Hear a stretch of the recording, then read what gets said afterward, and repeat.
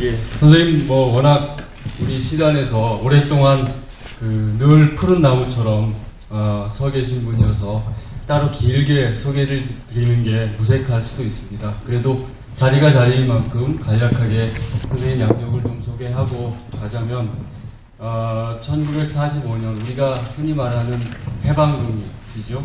45년에 창원에서 태어나셔서 대전 또 익산, 여수 이렇게 여러 동네를 옮겨가시면서 성장을 하셨습니다. 그리고 1970년 군 복무 중에 동아일보 신춘문예에 변신이라는 시가 당선이 되시면서 시단에 나오게 됩니다. 등단하신 지가 올해로 45년째가 되는 해네요. 그리고 그동안 이제 첫 시집이 답청이라는 시집이었습니다.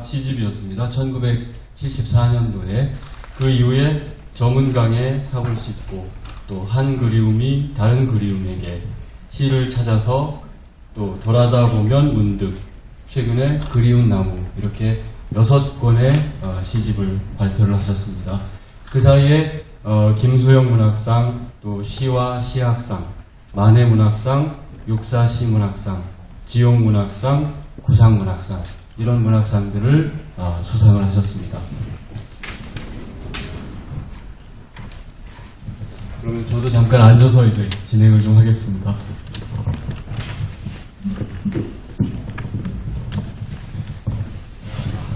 이렇게 저녁 시간에 저희 찾아와 주셔서 감사합니다, 선생님.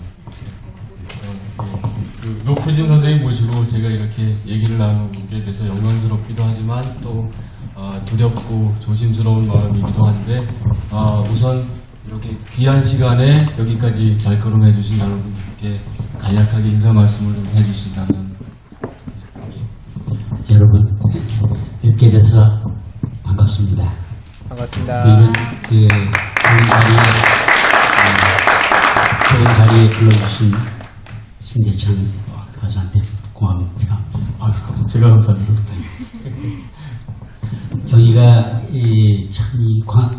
시청 광장에서부터 저기 광화문 광장에 이르는 이 거리가 짧지만은 우리 역사의 현장이기도 하고 또 제시의 중요한 무대가 되기도 한 곳입니다. 근데 상당히 삼엄하게만 느꼈던 여기 이 시청 건물에 안에 들어와서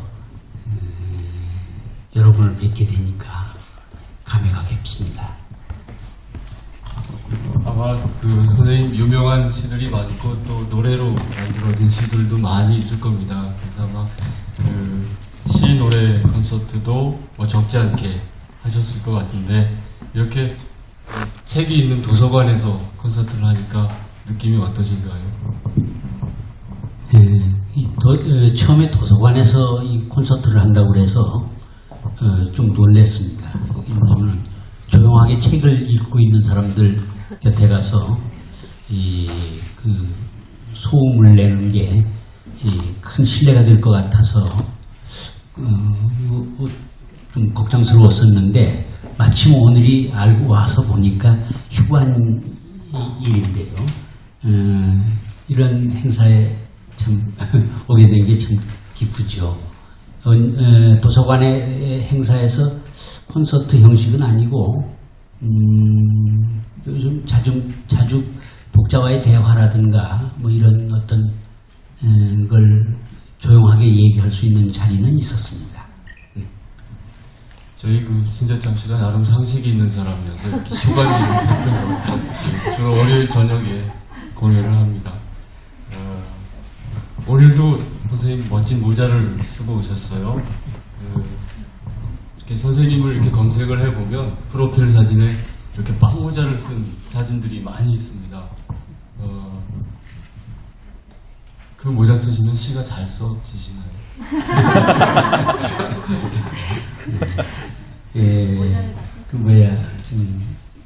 머리숱이 이제 적어지기 시작하고 여러분 앞에 설 기회가 많아지는데 여러분들이 거기에만 집중을 할 것 같아서 시선을 집중할 것 같아서 일부러 예쁜 모자를 쓰고 언제부터 모자를 쓰셨어요? 꽤 오래됐죠. 네, 죄송합니다. 짓궂은 질문을 좀 드렸는데요. 올 여름에 광화문의 교보문고 글판에 선생님 시 숲의 일부 구절이 실렸습니다. 많은 분들이 보셔서 아실 겁니다. 제가끔 서 있어도 나무들은 숲이었어. 그대와 나는 왜 숲이 아닌가 하는 이제 식구가 실렸습니다. 많은 사람들이 새롭게 발견을 하고 또 인용하고 그랬었는데 그렇게 사람들이 좋아하는 것들이 선생님 그런 반응들이 선생님한테도 이렇게 직접적으로 느껴지시던가요? 올해?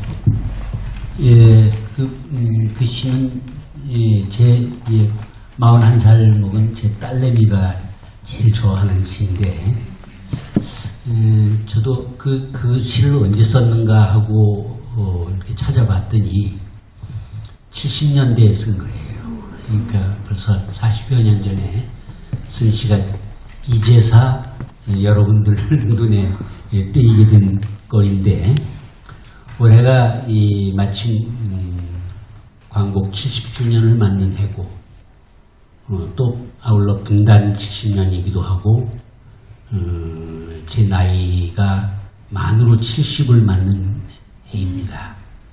그래서 여러 가지 이런 의미가 있는 올해 8.15쯤 되면은 뭔가 좀 좋은 일이 있을 거라고 생각을 하고 기대를 했었는데 그저 제 시 한 편을 교보문고 글판에 거는 걸로 이렇게 만족해야 할 그런 게 돼버리고 말았습니다. 그런데 그 글이 글판에 걸린 걸 보고서 기분이 좋기도 했지만 한편 그 앞에서 시위를 하고 있는 아직도 시위를 할 수밖에 없는 세월호의 그 모습을 세월호 가족들의 그 모습을 그 글판과 이렇게 함께 이렇게 오버랩시켜서 본다고 하는 게 그렇게 크게 기쁜 일만은 아니었습니다. 제가 그 시를 쓸 때의 생각이 되면은 모든 사람들이 각자 자기 위치에서 자기의 능력만큼 일을 하고 그러고 함께 어우러져서 조화롭게 살아갈 수 있는 그러한 사회를 꿈꾸면서 쓴 시거든요. 그런데 오늘날 여전히 서로 자기 몫을 챙기는데 급급한 이런 모양새 우리 그 현실을 보면서 마음이 편치 않았습니다. 선생님 말씀처럼 아직도 이제 이런저런 그 사회적인 과제들이 많고 또 뭐 있었으면 하는 어떤 변화들이 아직은 더디게 오고 있기는 하지만 그래도 사람들이 광화문 그 글판에 숲이라는 시기를 보면서 그 푸른 마음 이런 걸 가지는 것들이 그런 변화의 어떤 물결이 될 수 있지 않을까 하는 그런 생각을 위안 삼아서 좀 가져봅니다. 고맙습니다. 해방이 되던 해에 태어나셔가지고 창원, 대전, 익산, 여수 그리고 이제 서울로 이렇게 올라오셔서 이제 진학을 하시고 그렇게 이사가 잦으셨던 뭐 특별한 이유가 있으셨나요? 예, 그 아버지가 기술직 공무원으로 평생을 사셨어요. 그래가지고 아버지가 이제 제가 5살 때 전쟁을 맞이하지 않았습니까? 그 이후에 이제 건설 분야에 아버지가 이제 공무원이셨기 때문에 파괴된 항만 시설이라든가 뭐 이런 것들을 이렇게 따라서 전근을 자주 다니셨거든요. 그래서 제가 어린 시절에 아버지와 함께 살았던 기억이 별로 없습니다. 그러니까 아버지가 먼저 전근을 가시고 가족들을 이제 불러올 만하다 하고 이제 이제 집을 이렇게 마련해 놓으시면은 그래서 가족을 부르면은 다시 또 다음 임지로 전근을 가시고 하는 바람에 아버지와 함께 초등학교 시절에 아버지와 함께 살았던 기억이 많지 않아요. 그래서 아마 어린 시절에 친구들도 다 잊어버리고 창원, 대전, 이리, 지금 익산이죠. 이리, 그리고 여수에서 초등학교를 졸업을 했습니다. 졸업하고 중학교 시험 쳐서 서울로 올라온 뒤에 이제 서울 생활을 계속하게 된 거죠. 아버님을 뒤따라서 온 가족이 네. 전국을 소래를 하셨네요. 그렇게 막 옮겨 다니시면서도 공부는 굉장히 잘하셨나 봐요. 서울대 국문과에 진학을 하시게 되죠. 요 근래에 제가 쓴 시 한 편이 있는데 그 사람들이 재미있어 하더라고요. 그 얘기는 뭐냐면은 어렸을 적에 나는 이를테면 머리가 펄펄 끓도록 이렇게 아파도 학교를 꼭 갔단 말이에요.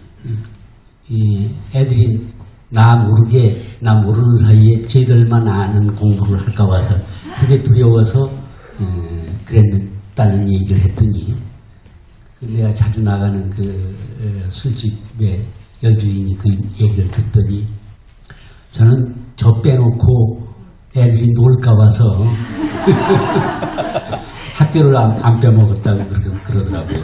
학교 안 빼먹는 것 같은데 근데 이제 그 뒤에 이제 나이 먹어가지고 별 볼 일 없이 된 내가 이제 술집에 가서 술을 마시고 집에 일찍 못 가는데 그 이유는 뭐냐면은 내가 자리를 뜨면 내 욕할까 봐서 자리를 못 뜬다 하는 그런 얘기를 쓴 거였어요.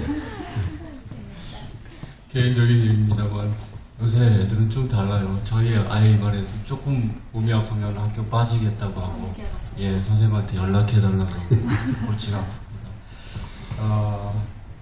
그러면 언제쯤부터 문학을 해야 되겠다라는 생각을 갖고 시를 쓰시게 되셨나요? 제가 그 중학교 다닐 무렵에 영등포에서 살았었는데 그때 영등포 로타리에 서점이 하나 있었어요. 근데 그 서점을 드나들면서 내가 이제 그 교과서에 나오는 그 책 이름들이 있지 않습니까? 작가라든가 책 이름들 찾아서 그 책을 이제 그 서점에서 뽑아다가 보게 됐어요. 보게 됐는데 그때만 하더라도 무슨 청소년 문고라든가 이런 게 없었어요. 청소년들이 읽을 만한 수준의 책들을 잘 만들질 않았다는 뜻이죠. 그래서 나한테 이제 분에 넘치는 책들도 있고, 사다 놓고 제대로 읽지도 못하고 그런 책들도 있지만, 어쨌든 교과서에 등장하는 작가 또는 사상가, 과학자 등의 그 이름을 찾아서 그 책을 사다가 이제 보기 시작했는데, 그걸 아버지가 마침 뒷받침해 주셨어요. 그러니까 그 서점에다가 얘가 책을 좋아하는 것 같으니까 외상 장부를 만들어 놓고 그냥 줘라. 내가 월급 때 와서 갚으마. 이러는 바람에 그 책을 많이 읽게 됐습니다. 이제 그게 자양분이 된 것 같아요. 제가 글 쓰는데. 그래서 이제 본격적으로 이제 국문학 공부를 하시고 70년도에 이제 신춘문예로 등단을 하시게 되는데, 그때가 그러면 재학 중에 군대 입대를 하시고 군 복무 중에 그런 사용되신 건가요? 모양새가 됐죠. 그런데 그 작품, 신춘문예에 냈던 그 작품이 대학 졸업 논문을 쓰면서 함께 쓴 작품입니다. 변신이라는 제목을 가진 작품인데 그 시가 길이로 한몫을 받죠. 그때 100행이 넘는 시니까 지금은 아주 짧은 시를 쓰고 있습니다만 그 당시엔 굉장히 말하자면 그 심사위원 표현을 빌면은 대하장강과 같은 호흡을 가졌다. 그래서 이제 당선작으로 뽑히게 된 것인데 그걸 68년에 처음 동아일보에 출품을 했을 때는 이거냐 저거냐 하고 이렇게 망설이다가 심사위원이 제 거를 그냥 떨어뜨리고 다른 작품을 당선작으로 냈죠.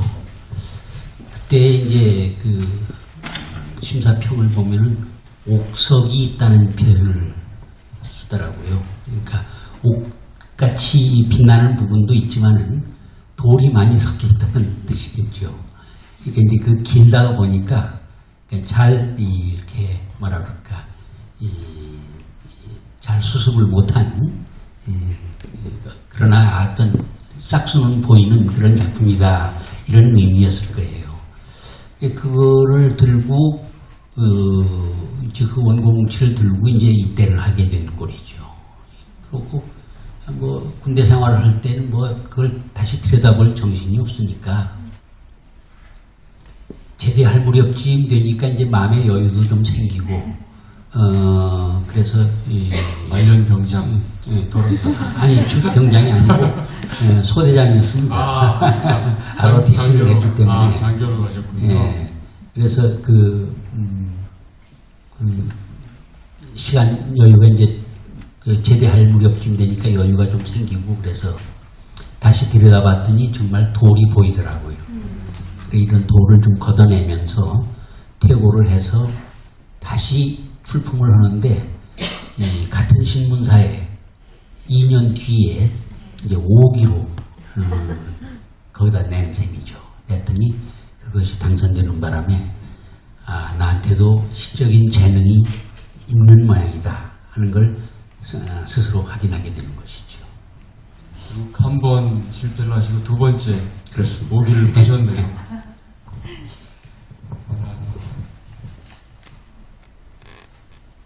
시 얘기 조금 더 하기 전에 그 시를 한 편 읽고 가면 어떨까 싶습니다.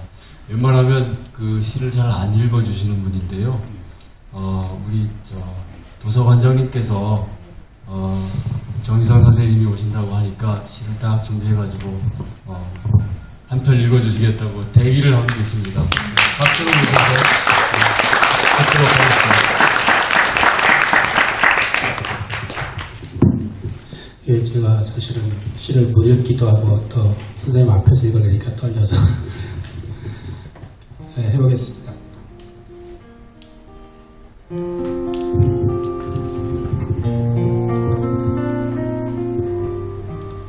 민지꽃 정희성 강원도 평창군 이탄면 청옥산 기슭 덜렁 집 한 채 짓고 살러 들어간 제자를 찾아갔다. 거기서 만들고 거기서 키웠다는 5살 배기 딸 민지. 민지가 아침 일찍 눈 비비고 일어나 저보다 큰 물뿌리개를 나한테 들리고 질경이 나신게 토끼풀 억새. 이런 풀들에게 물을 주며 잘 잤니? 인사를 하는 것이었다. 그게 뭔데 거기다 물을 주니? 꽃이야 하고 민지가 대답했다. 그건 잡초야 라고 말하려던 내 입이 다물어졌다. 내 말은 때가 묻어 천지와 귀신을 감동시키지 못하는데 꽃이야 하는 그 애의 말 한마디가 풀잎의 풋풋한 잠을 흔들어 깨우는 것이었다.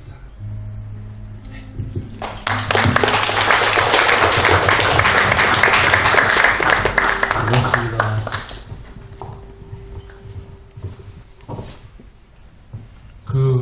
씨는 지금 몇 살쯤 됐을까요?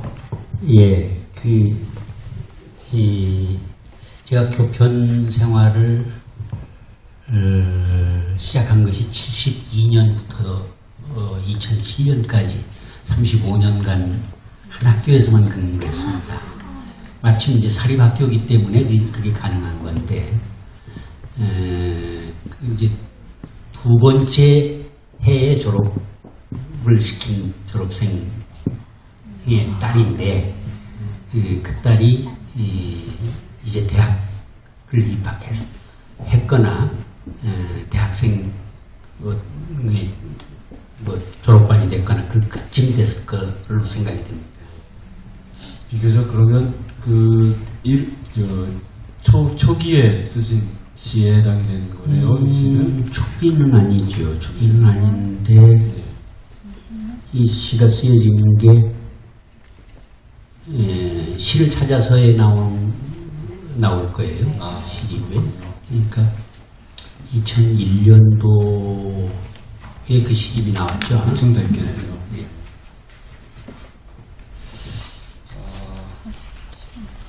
워낙 유명한 시들, 또 가슴을 울리는 시들이 많아가지고 시 얘기를 어떤 것부터 꺼낼까 생각을 하다가, 그래도 우리한테 가장 많이 알려진, 그리고 선생님의 두 번째 시집의 제목이기도 한 저문강의 삽을 싣고 얘기를 빼놓을 수가 없을 것 같습니다.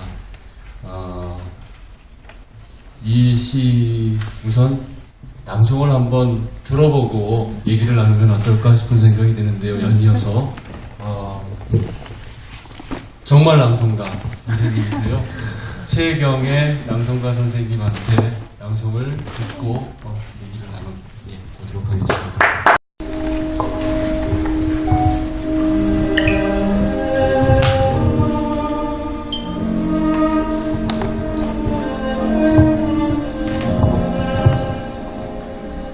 저문강에 삽을 싣고.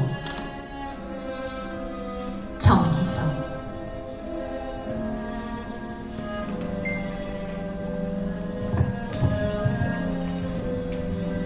흐르는 것이 물뿐이라. 우리가 저와 같아서 강변에 나가 삽을 씻으며 거기 슬픔도 퍼다 버린다.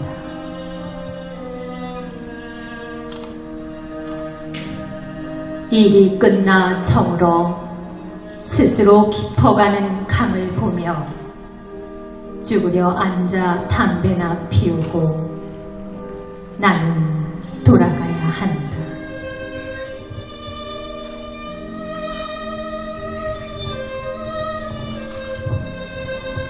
삽자루에 맡긴 한 생애가 이렇게 저물고 저물어서 새깡바닥 썩은 물에 달이 뜨는구나.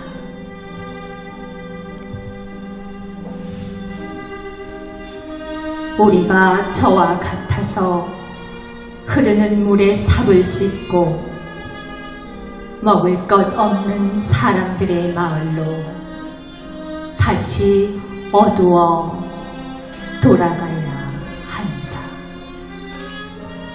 먹을 것 없는 사람들의 마을로 다시 돌아가야 한다.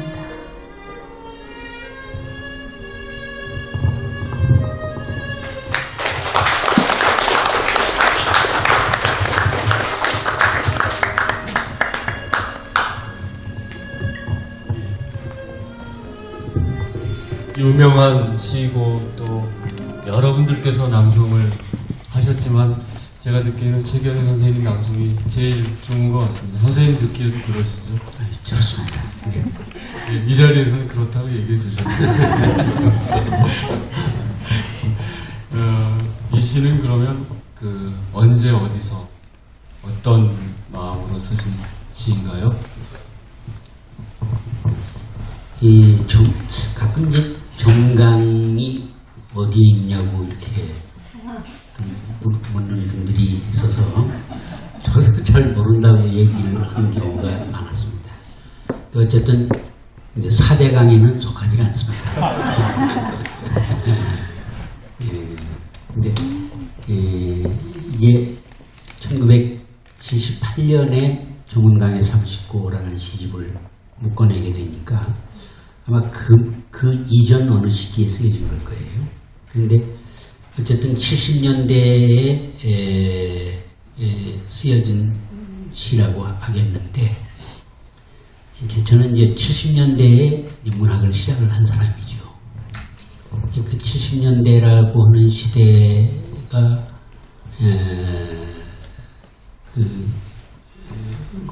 우리 좌표, 문학 좌표로 볼 때 산업화 과정 속에서 또는 억압적인 정치 현실 속에서 그 문인이 또는 한 시인이 서야 할 자리가 어딘가를 생각하게 만드는 그런 시대였는데, 그때 이제 저는 저한테 주어진 문학적 과제가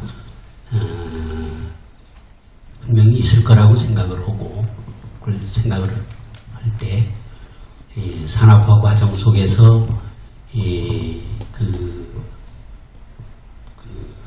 소외당한 노동자들의 삶의 정서를 어떻게 표현해내느냐 하는 문제가 저한테 주어져 있다, 이렇게 생각을 했고, 또 하나는 이 억압적인 정치 현실 속에서 이 자유를 부르짖으면서 희생당하거나 감옥에 갇히거나 한 이 벗들의 그 영혼을 어떻게 달랠 것인가.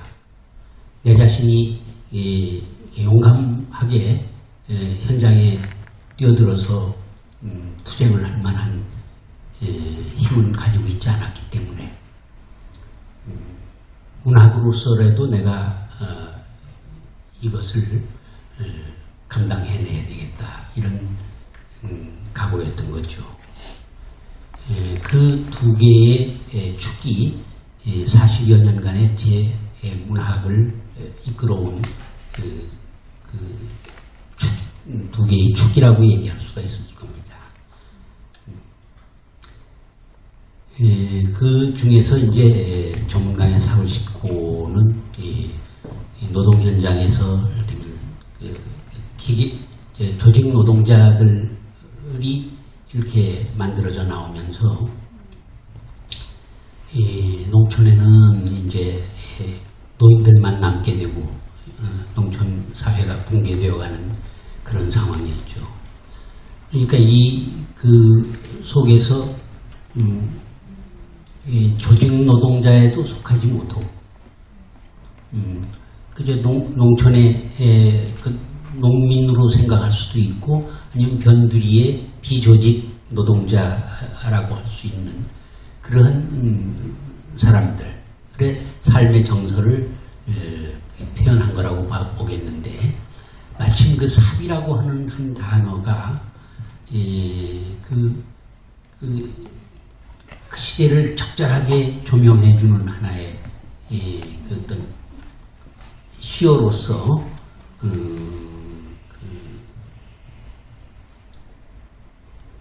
나오게 되는 거죠.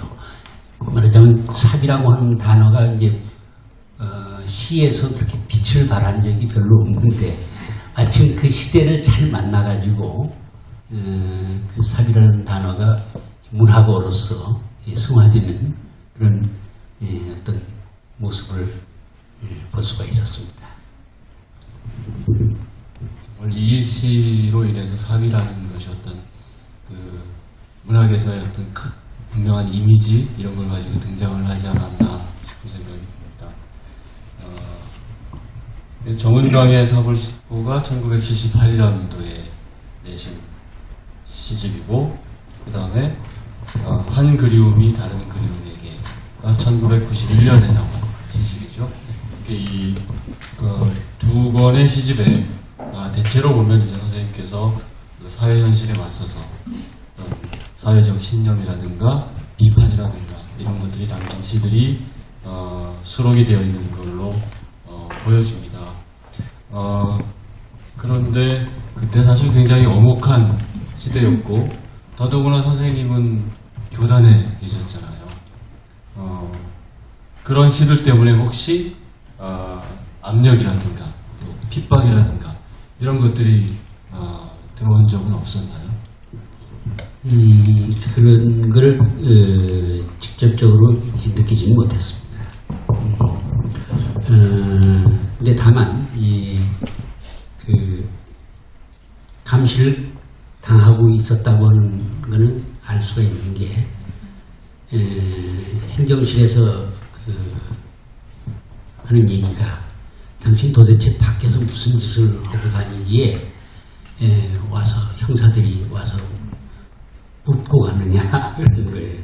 그러니까 내 앞에서 나를 직접 이렇게 취재하지는 않지만은 어떤지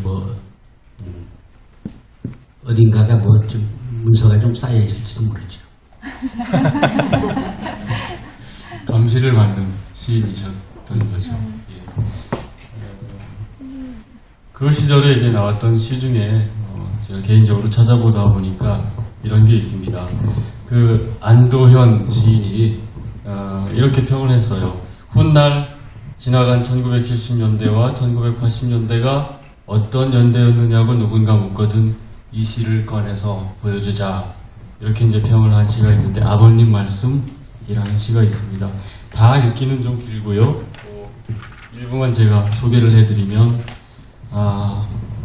평생을 발붙이고 살아온 터전에서 아들아 너를 보고 편하게 살라 하면 도둑놈이 되라는 말이 되고 너더러 정직하게 살라 하면 애비같이 구차하게 살라는 말이 되는 이 땅의 논리가 무서워서 애비는 입을 다물었다마는 이제 중간에 이런 것들이 있는데 그 당시에 이제 사회를 고민하는 아버지의 심정 이런 것들이 여기서 절절히 느껴지는데 그 시대를 조금 더 회고해 보신다면 어떻게 얘기를 해주실 수 있을까요?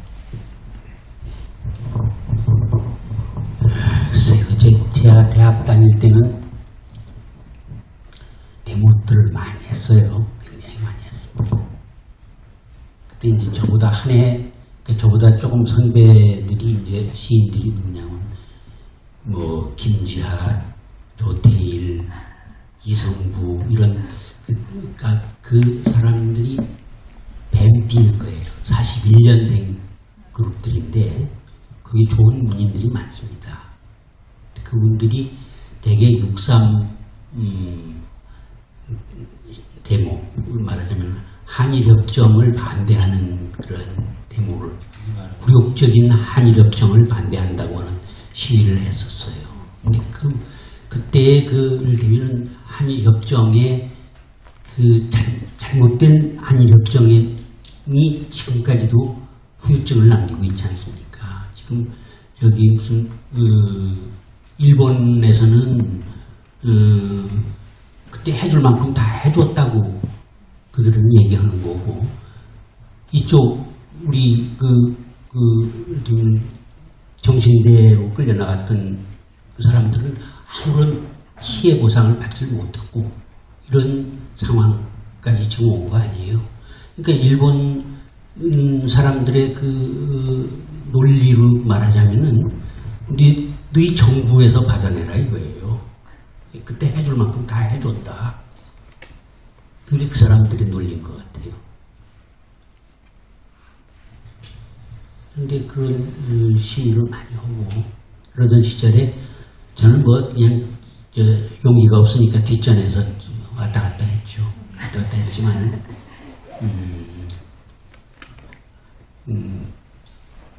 이 시를 쓴 이 시가 시위 현장에 대자보로서 대자보로 그냥 그 게시판에 나붙게 되고 그러면 학생들이 이렇게 여기 공무되어 가지고 시위 현장에 뛰어들고 이래서 여러 사람을 다치게 한 거죠, 사실은. 다치게 하고 또 이거를 어느 그 여교사인데 학생들에게 이 시를 그냥 낭송해 주는 데서 그치지 않고 이거를 그 학생들이 그 칠판에다가 써가지고 애들이 그걸 노트에다가 베껴가지고 이제 가서 그거를 역사 선생님이었는데 국어 선생님이 또 그거를 교무주임을 하던 국어 선생님이 그걸 문제 삼았어요. 문제 삼아가지고 그 여 선생님을 참 교단에서 떠나게 만든 그런 일도 있었는데 나는 부르지 않고 그걸 읽어줬다는 선생님한테 압력을 넣어가지고 한 교사의 진로를 바꾸게 만든 그런 일도 있고 해서 여러 가지 참 마음이 아픈 그런 시입니다. 내가 다쳤더라면 좋았을 텐데 나는 멀쩡하게 정년퇴임하고 이걸 읽어준 선생님들 또는 이거에 고무대에서 나가서 투쟁을 했던 젊은이들이 다치고 이런 모양새가 되니까 내가 쏜 화살이 적의 가슴을 꿰뚫지 못하고 오히려 이 동지들의 이 마음을 다치게 만들어본 게 아닌가 이런 생각을 하고 마음이 아팠습니다. 선생님과 또 선생님의 시가 그런 참 어둡고 어려운 시대를 겪어왔다 생각이 들고 그래도 그런 그 정신이 있었기 때문에 더디게나마 조금씩 지금까지 우리 사회가 지탱하고 또 나아가고 있지 않을까 그런 생각을 해봅니다. 분위기가 조금 무거워졌는데 노래를 듣고 가면 어떨까 생각이 듭니다. 재창 씨가 노래 만들어 오셨나요? 노래도 무거워서 질러보시죠. 너무 분위기를 가라앉히시다. 선생님 하는 김에 저도 여쭙고 싶은 게 이 봄의 노래를 일전에 한번 들려드린 적이 있었습니다만 잠깐 읽어드리면 이렇습니다. 이 봄의 노래는 그 바닷가 벤치 그 다음 노래일 겁니다. 혹시 그거 틀어주시고 예. 무엇이 이 산에 꽃을 피우나 봄이 오면 해마다 진달래 피어 이 마음 우연히 붉어오겠네 가야지 어찌하니 돌아가리 그리운 보리밭 푸른 하늘아 정답던 친구 어디 가고 이 봄만 남아 푸르러지나 만나면 부둥켜 울고 싶어서 4월은 꽃보다 더욱 붉어라. 이 시에 대한 이야기를 조금 해주시면 이게 아마 선생님 그 당시의 분위기를 이렇게 옮겨놓은 시가 아닌가 싶은 생각이 들었어요. 그 노래를 만들어 오신 거죠? 그 이제 4월이 여기 나옵니다만 사실 4월 얘기를 할 자격은 저한테 없죠. 그때 중3이었는데 그러나 그 4월은 교육으로서든 어쩌든 간에 그 뒤에 젊은 세대에게 굉장한 충격이었습니다. 제가 곧 중3 때 이제 일어난 거지만은 고등학교에 들어가니까 고등학교 교정에 비석이 하나 서 있는데 4.19 때 희생된 그 선배, 고등학교 선배의 그 위령비였죠. 그리고 그 뒤에 이제 그러니까 4.19 혁명과 관련된 제 시편들이 여러 편이 있게 되는데 그런 것들이 다 이제 이 민주화 하는 문제, 70년대 이후에 민주화에 대한 문제의 시발점이기도 하지 않습니까? 그렇기 때문에 상당한 의미가 있는 것이죠.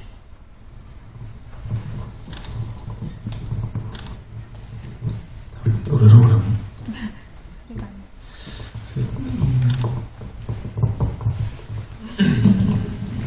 선생님 말씀하신 그 의미를 얼마나 잘 살려서 노래를 만들어 왔는지 한번 박수로 청해서 들어보시죠.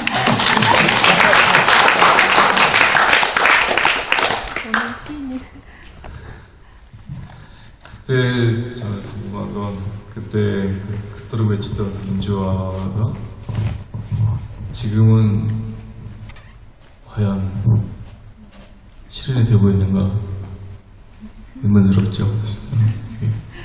그런 마음으로 부르겠습니다.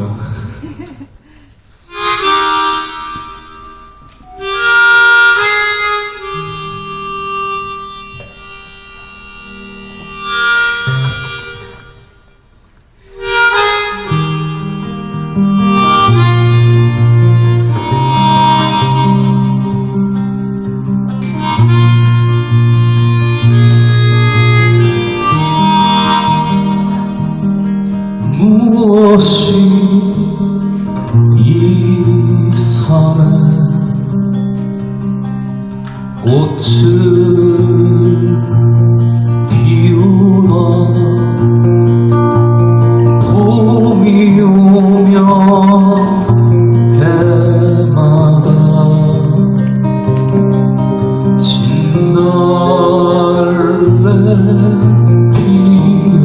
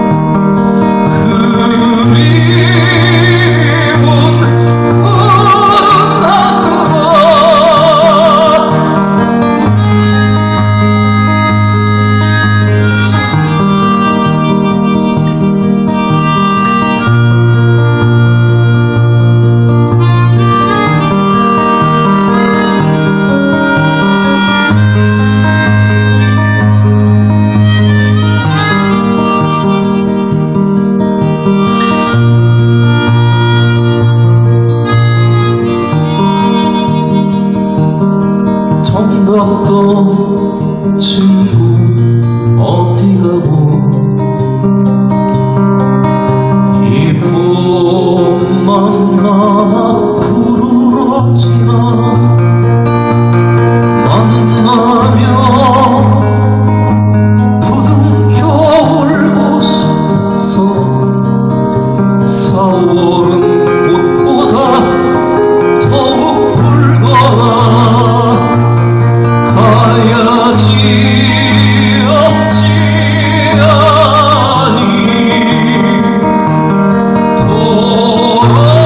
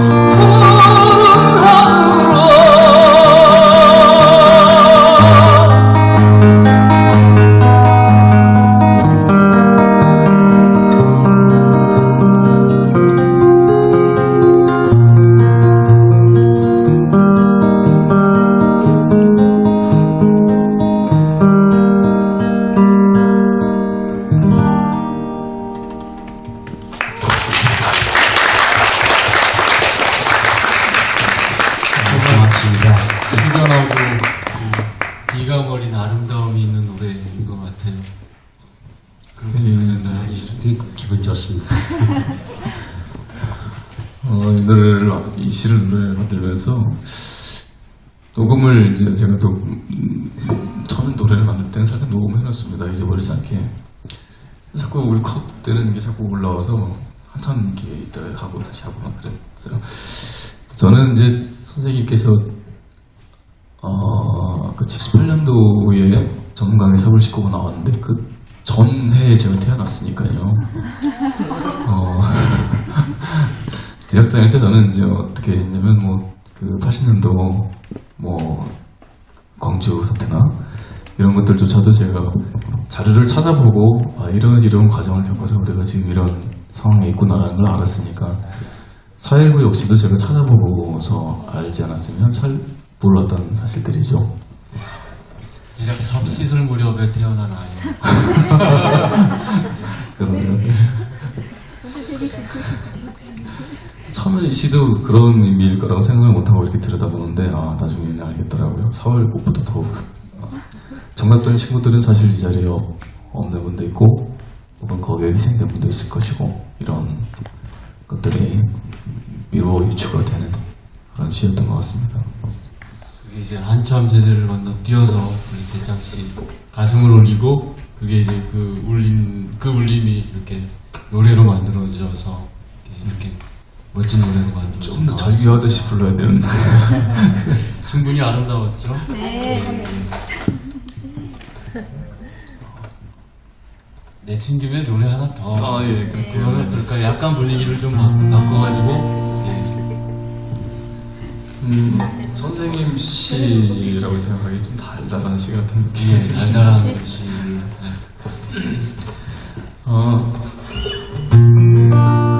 바닷가 벤치라는 시입니다. 바닷가 벤치를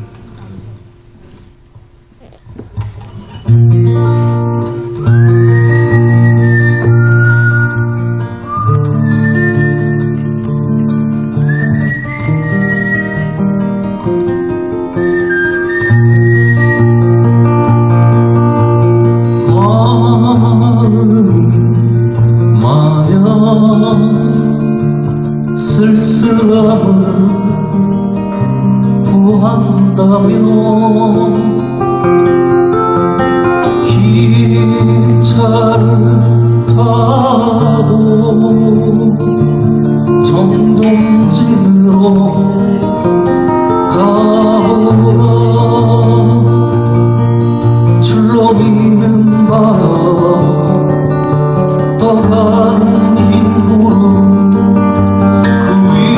떠가는 흰 구름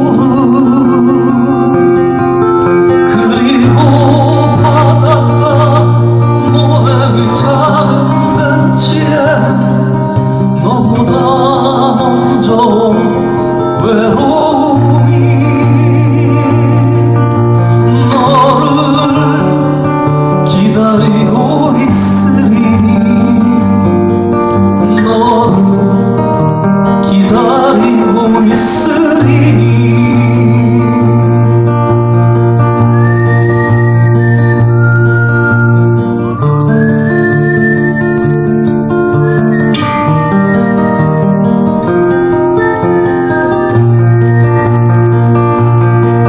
출렁이는 바다와 소나무 한 그루 그 위를 떠가는 흰 구름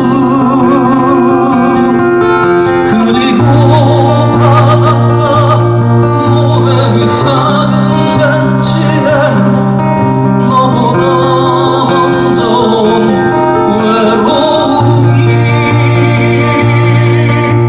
너를 기다리고 있으니 너를 기다리고 있으리.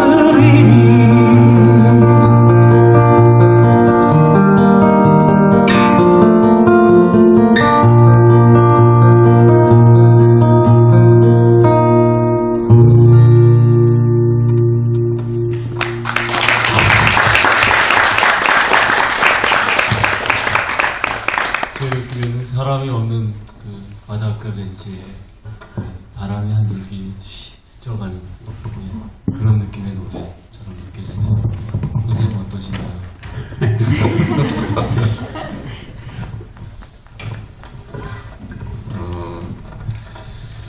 이렇게 재미있는 시들을 가지면 제가 선생님을 직접 뵙고 보면 굉장히 유쾌하신 건데 그 전문가의 시를 사볼 씻고라든지 이때 그 시들은 너무나 엄정한 시대였기 때문에 그런지 굉장히 무겁기도 하고 그런데 저는 어떤 이 책을 읽으면서도 감탄을 했던 것들은 이 시대에도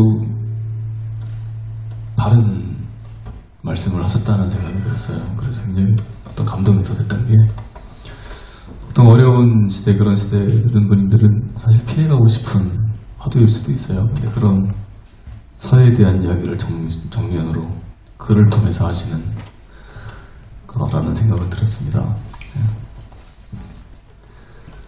이런 시입니다. 78년도에 나온 전국의 사발 싣고 저도 이제 시골에서 자랐기 때문에 그렇게는 안 생겼지만 시골에서 자랐기 때문에 삽질을 제가 되게 많이 했었어요. 삽질도 해보고 겨울에는 가서 이제 저 얼어붙은 동을 파서 이제 우렁 같은 거 미꾸라지 잡고 그런 거 하고 돌아섰어요. 저도 삽질 많이 해봤습니다. 그렇게는 안 생겼지만.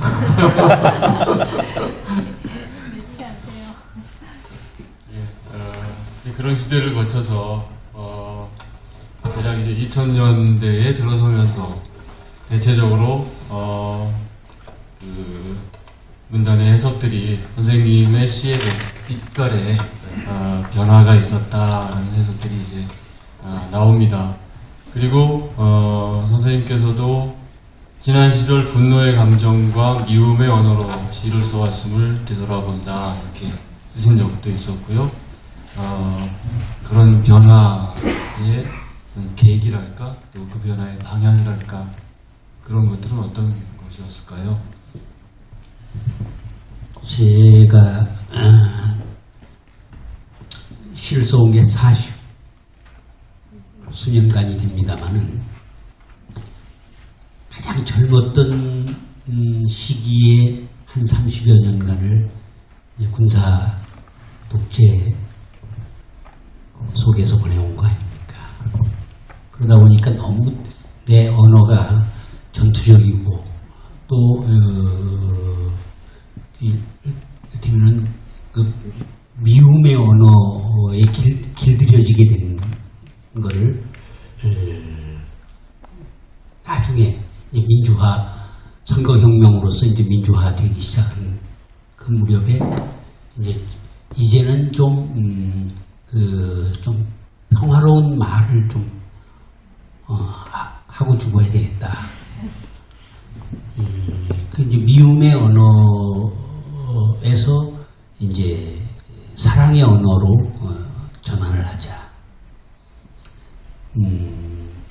우리 민족사의 당면 과제라고 할 수 있는 통일의 문제도 이렇게 대결 의식만 가지고 끝까지 그냥 부딪히고 싸우고 하는 것만 해서는 끊임없이 황폐해지고 갈등만 생기지 않겠는가. 뭔가 쌓아안고 보듬고 가야 될 대목들이 있다고 한다면 그걸 찾아서 다독거려 주자 하는 그런 생각이었죠. 그래서 제 통일을 영원하는 시 가운데에도 되면 8.15를 위한 북소리라고 하는 게 그 아주 가락으로는 힘차고 시 자체로는 상당히 씩씩한 시입니다. 그러긴 하지만 어딘가 공허해요. 그 시를 낭송할 때마다 어딘가 공허한 느낌이 들어요. 그냥 저 혼자 그냥 허공에다 대고 외치는 소리 같은 느낌을 받게 됩니다. 그 뒤에 통일을 주제로 한 시를 쓴 것이 바로 한 그리움이 다른 그리움에게라고 하는 시인데 마치 그 사랑의 언어처럼 부드럽게 쓰여진 시지만은 그걸 뭐 그냥 연애시로 읽어도 좋고, 아니면은 예, 남북 관계의 어떤 현실에 비추어서 읽어도 좋은 그런 시가 되겠는데, 어쨌든 그런 식으로 이제 전투적인 언어에서 또는 미움의 언어에서 사랑의 언어로 전환되게 된 계기는 그런 그 민주화 과정과 맞먹는다, 이렇게 얘기할 수가 있겠고, 또 그거를 어떤 사람들은 제가 이제 끝까지 전투적이길 바라는 독자들도 있는 것 같아요. 그래서 저 사람이 좀 이제 좀 변했다, 이렇게 하는 사람도 있는데, 저로서는 이제 내 시의 그 어떤 영역이라고 할까, 영역이 좀 더 확장되지 않았느냐, 더 넓어진 걸로 봐줄 수는 없겠는가, 이렇게 이제 얘기를 하고 있는 거죠. 그렇게 이제 선생님은 그 평화의 언어, 사랑의 언어를 이제 지향하고 추구하시고, 또 사회도 이게 그 시대의 변화에 따라서 민주화가 되고 다양화되고 분명히 달라지기는 달라졌습니다.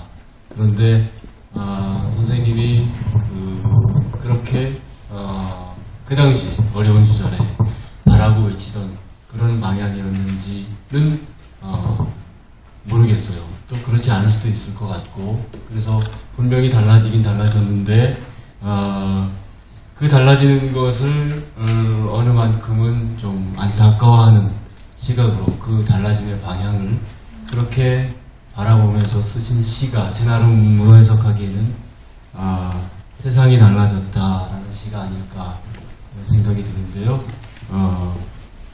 진란 시인님께서 세상이 달라졌다라는 시를 준비해가지고 오셨습니다. 얘기 듣고 낭송 듣고 얘기를 더 나눠보도록 하겠습니다.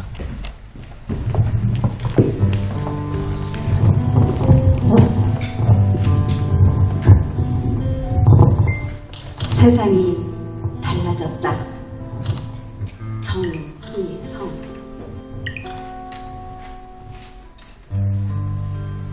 세상이 달라졌다. 저항은 영원히 우리들의 몫인 줄 알았는데, 이제는 가진 자들이 저항을 하고 있다.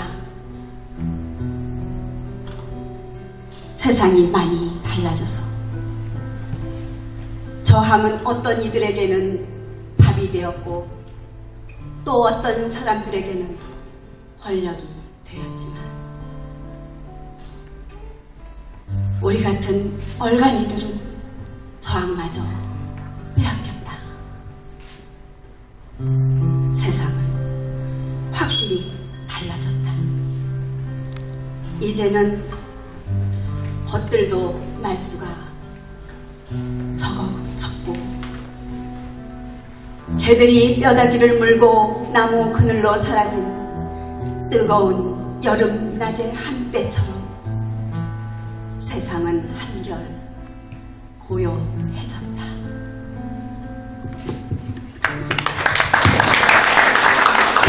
이 시를 요새에도 제가 그런 마음을 갖는데, 정말 이 시를 읽으면서 선생님 그 당시에도 10년 전, 15년 전에도 이런 생각을 하시고 시를 쓰셨구나, 그렇게 생각했습니다.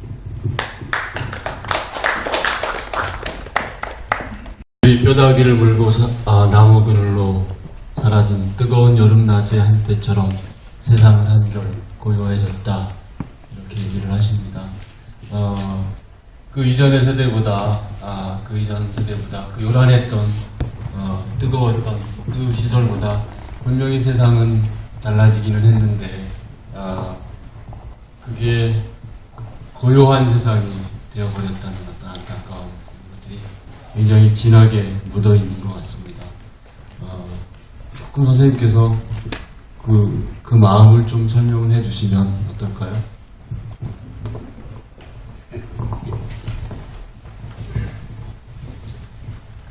자꾸 저 가라앉는 것 같아요. 예, 그냥 느끼는 거죠. 그러면 제가 노래를 한번 가겠습니다. 그러면 노래하고 얘기할까요? 김씨라는 시가 재밌는 시가 있어서 노래를 만들었어요. 김씨. 선생님 이 시는 뭐 김씨는 어떻게? 그게 시가 저 노래가 될 줄 처음 생각도 못했는데 한번 들어봐야 되겠습니다.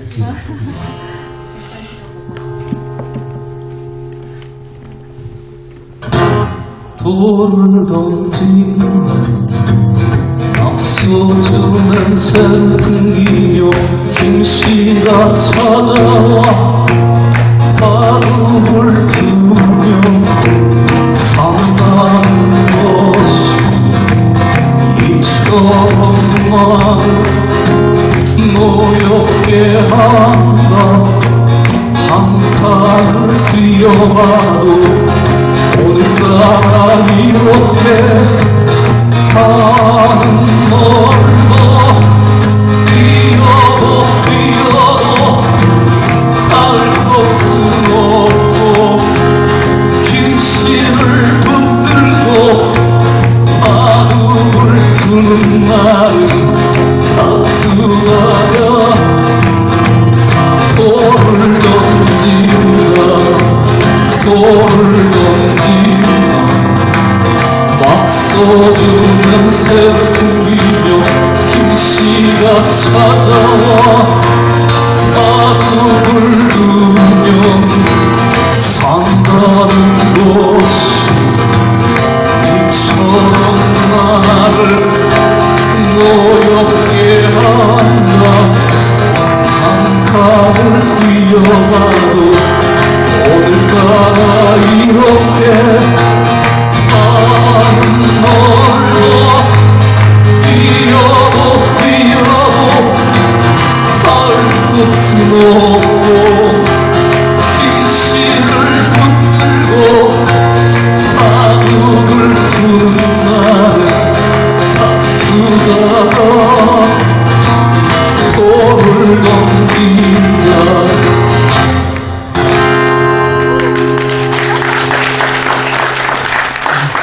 김씨라는 시가 이렇게 노래로 만들어졌는데요. 그 시의 소재가 워낙 다양하고 또 거기 담길 수 있는 감정들이 굉장히 그 다양한 감정들이 담길 수 있을 텐데 선생님의 시들을 이렇게 찾아 읽다 보면 또 굉장히 해학적인 시들도 많이 있어요. 예, 뭐 혹시 여러분 아실지 모르겠지만 새우젓 사러 광천에 가서라는 시가 있거든요. 이걸 제가 다 읽으면 그 약간 다 읽어주세요. 알몸이 좀 시커먼 것 같아가지고 한번 따로 찾아 읽어보시고요. 그 다음에 시인 본색이라는 시도 재밌는 시가 있어요. 시인 본색이라는 시인데요. 거기 보면 이제 그 학 같은 시인하고 이 사모님한테 이게 누가 이렇게 하시는 말씀인 것 같아요.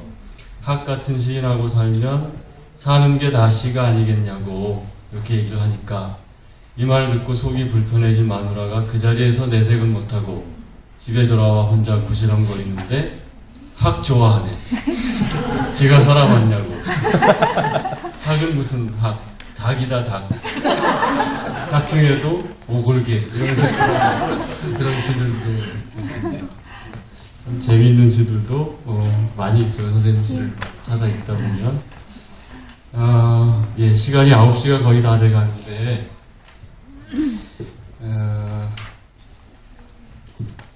이제 마무리하는 얘기로 갔으면 좋을 것 같습니다.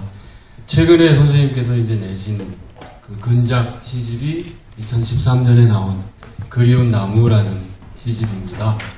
거기 보면 이제 우리나라가 아름다운 것은 이라는 시가 있어요. 밥을 굶으면서도 아름다움을 찾아 나서는 시인이 정치꾼보다 많기 때문에 우리나라가 아름다운 것이다 라는 말씀이 거기 담겨 있습니다. 이 시대의 시인이 세상과 사회를 보는 눈, 이런 것은 어떠해야 할지 선생님께 한번 여쭤보고 싶습니다. 저는 평생 뭘 정부에서 하는 걸 반대만 하다가 그냥 평생을 보내게 됐는데 어떤 나쁜 관성 같은 것도 있는 것 같아요.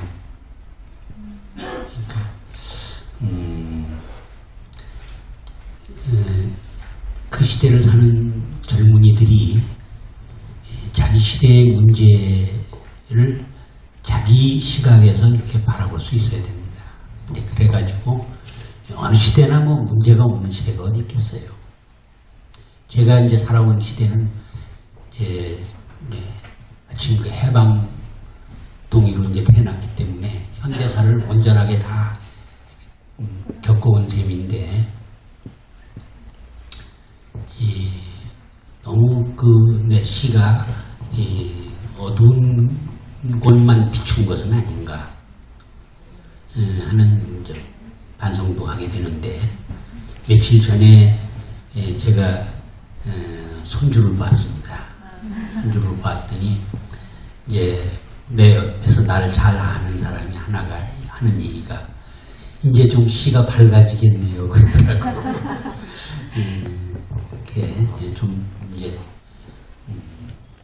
너무 그냥 자기 시대 현실의 그 어두운 구석에만 그냥 눈을 돌릴 것은 아니고 밝고 좀 긍정적인 면을 이렇게 북돋아주는 역할도 좀 시인들이 해야 할 몫이다 이런 생각을 하게 됩니다.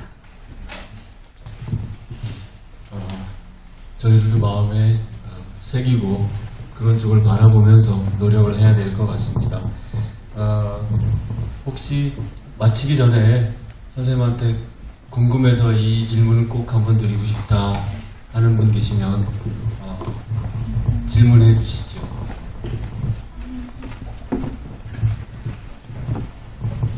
이런 기회가 자주 없습니다. 문학교실처럼 그냥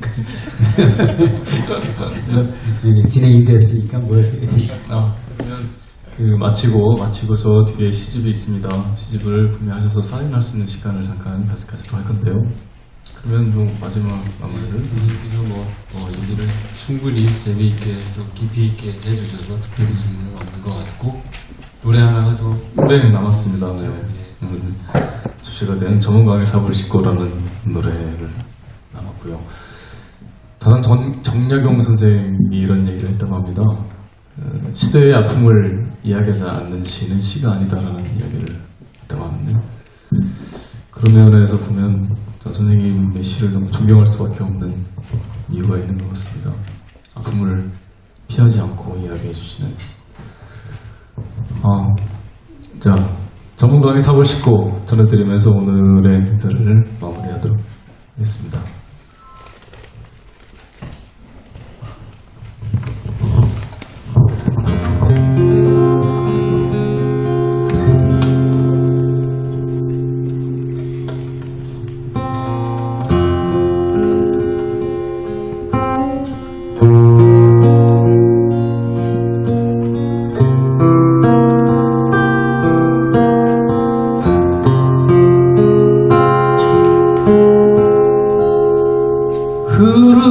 흐르는 것이 물뿐이랴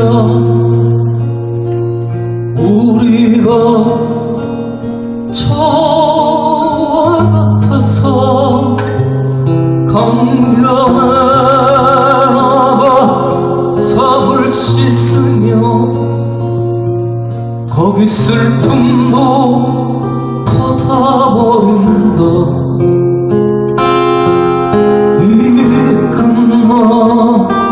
처음으로 스스로 깊어가는 강을 보며 죽으려 앉아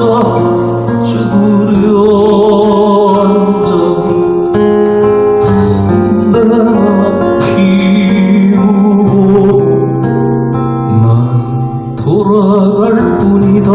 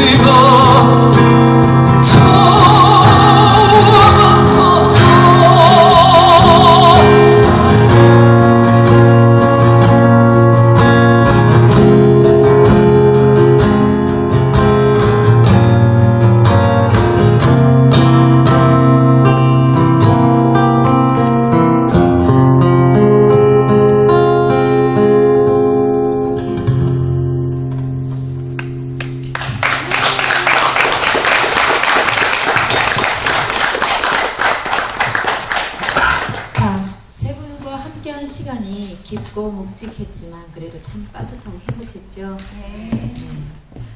감동을 주신 세 분과 그리고 도움을 주신 모든 분들 그리고 아직 식지 않고 두근대는 이 이야기를 듣고 가슴이 뛰는 우리들 자신을 위해서 박수를 한번 쳤으면 좋겠습니다.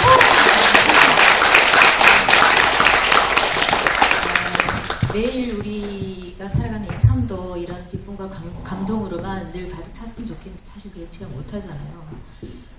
돌아보면 항상 색당 바닥에 썩은 물처럼 그런 삶을 에워싼 고통이 삽자루를 씻고 다시 사람의 마을로 돌아가는 그 사람의 그 가난하지만 결코 꺾여지지 않는 그 뒷모습, 그 어깨, 그것을 우리가 생각하게 되는 시간인 것 같습니다.